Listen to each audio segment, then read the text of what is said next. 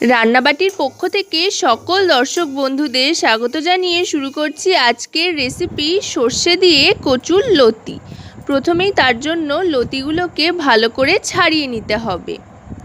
লতির গায়ের আঁশগুলো যত সুন্দর করে ছাড়িয়ে নেবেন রান্নার পর খেতে ততই কিন্তু বেশি টেস্টি হবে আর খুব মসৃণ হবে। তাই ভালো করে লতির সমস্ত আঁশগুলো ছাড়িয়ে নেওয়ার পর ভালো করে তারপরে সবটাকে ধুয়ে নিতে হবে। এইভাবে সব লতি আমার কাটা হয়ে গিয়েছে। এবার এটাকে ভালো করে ধুয়ে নিয়ে সেদ্ধর জন্য বসিয়ে দেব। গরম জলের মধ্যে দিয়ে দিচ্ছি।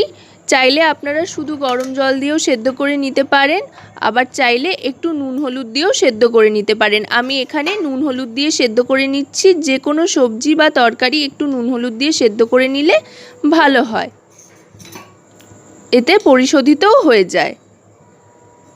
হলুদ আর নুন দিয়ে দিলাম, দিয়ে এবার জলটা ফুটে ওঠা পর্যন্ত অপেক্ষা করব। জলটা ভালো করে ফুটে উঠলেই গ্যাসটা অফ করে দেব। অফ করে পুরো লতিটা জল থেকে ছেঁকে ভালো করে তুলে নিতে হবে। দেখুন লতিটা কিন্তু খুব সুন্দর সেদ্ধ হয়ে গিয়েছে। এবার লতিটা জল থেকে তুলে নিতে হবে আর কড়াইতে দিয়ে দিতে হবে সর্ষের তেল। যেহেতু সর্ষে বাটা দিয়ে রান্না করছি তাই এখানে আমি সর্ষের তেলই দিলাম। বড় চামচের 2 চামচ সর্ষের তেল দিয়ে পেঁয়াজ কুচি করে রেখেছিলাম সেটা দিয়ে দিলাম ভাজার জন্য। চাইলে আপনারা ফোড়নে কালো জিরাও দিতে পারেন, আমি কালো জিরা আর ফোড়ন দিইনি, পেঁয়াজটাই দিয়ে দিলাম। দিয়ে পেঁয়াজটা ভালো করে ভেজে নেব সর্ষের তেলে। সর্ষের তেলে পেঁয়াজ ভাজার গন্ধটাই আলাদা। 1 থেকে 2 মিনিট পর্যন্ত ভালো করে পেঁয়াজটাকে ভেজে নেওয়ার পর বেশ ভাজা ভাজা হয়ে গিয়েছে। এবার সেদ্ধ করে রাখা লতিটা দিয়ে দেব। লতিটাও পেঁয়াজের সাথে আরও খানিকক্ষণ ভালো করে ভেজে নিতে হবে। 1 থেকে 2 মিনিট পর্যন্ত ভালো করে লতি আর পেঁয়াজ মিডিয়াম টু লো ফ্লেমে ভেজে নেওয়ার পর এবার দিয়ে দিচ্ছি 1 টিস্পুন হলুদ গুঁড়ো। এবার দিয়ে দিচ্ছি 1 টিস্পুন রেড চিলি পাউডার আর পরিমাণ মতো নুন। আপাতত আর কোনো মশলা এখানে ব্যবহার করছি না। এবার গুঁড়ো মশলাগুলোর সাথে লতি আর পেঁয়াজটাকে ভালো করে কষিয়ে নেব।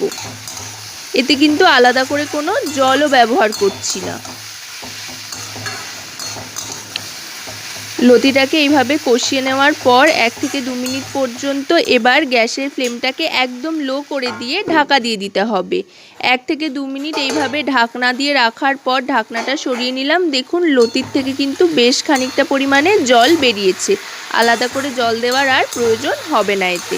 ওই জলের সাথেই এটাকে ভালো করে কষিয়ে নিতে হবে। এবার পাক খাওয়ানোর জন্য গ্যাসের ফ্লেমটাকে বাড়িয়ে দিতে হবে আর 1 থেকে 1.5 মিনিট পর্যন্ত এটাকে ভালো করে কষিয়ে নিতে হবে যাতে লতিটা গলে আসে। সেদ্ধ তো হয়েই গিয়েছিল প্রথমে, এবার লতিটাকে খুব সুন্দর করে পাক খাইয়ে নিতে হবে। এবার দিয়ে দেব সর্ষে বাটা। আমি এখানে বড় চামচের 2 চামচ সর্ষে আর 4টে মতো কাঁচা লঙ্কা বেটে নিয়েছিলাম। আপনারা কাঁচা লঙ্কার পরিমাণটা চাইলে কম বেশি করতে পারেন, যতটা ঝাল খাবেন তার উপর নির্ভর করে। সর্ষে বাটাটা দিয়ে এবার সর্ষে বাটার সাথে ভালো করে মিশিয়ে নিতে হবে আর 1 থেকে 1.5 মিনিট পর্যন্ত ভালো করে কষিয়ে নিতে হবে। যত ভালো করে কষাবেন আর পাক খাওয়াবেন এটা কিন্তু খেতে ততটাই ভালো হবে।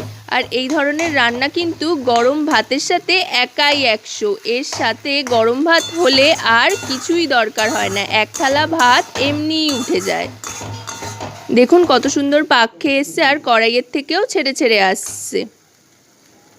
এবার একটু লেবুর রস দিয়ে দিলাম। লেবুর রসটা দিয়েই কিন্তু আমি গ্যাসটা অফ করে আলতো হাতে নেড়ে দেব যাতে গলাটা কুটকুট না করে বা গলা না ধরে, সেই জন্য সামান্য একটু লেবুর রস দেওয়া। আর অবশ্যই কিন্তু লেবুর রসটা দিয়েই সাথে সাথে গ্যাসটা অফ করে সার্ভ করে দেবেন সামান্য একটু নাড়াচাড়া করে। তো আজকের এই রেসিপিটি আপনাদের কেমন লাগলো সেটা কিন্তু অবশ্যই আমাকে কমেন্টের মাধ্যমে জানাবেন। আর সকলে খুব ভালো থাকবেন ও সুস্থ থাকবেন এবং রান্নাবাটির সাথে থাকবেন।